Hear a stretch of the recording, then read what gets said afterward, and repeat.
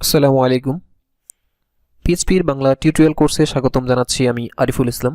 আমার কাছে অনেকদিন যাবতই রিকোয়েস্ট ছিল একটি টিউটোরিয়াল সিরিজ রিলিজ দেওয়ার জন্য, কিন্তু সময় স্বল্পতা এবং নানা কারণে আসলে টিউটোরিয়াল সিরিজ তৈরি করার হয়ে ওঠেনি। তো এখন আমি মনস্থির করেছি আপনাদের জন্য টিউটোরিয়াল সিরিজ নিয়ে আসার জন্য।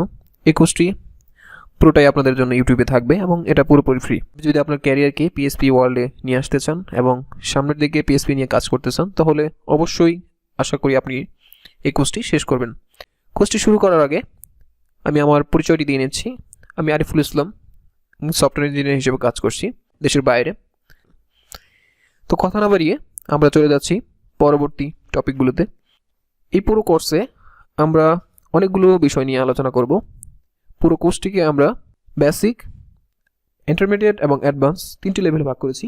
বেসিক পার্টে আমরা PHP syntax, array operator, switch case নিয়ে আলোচনা করব।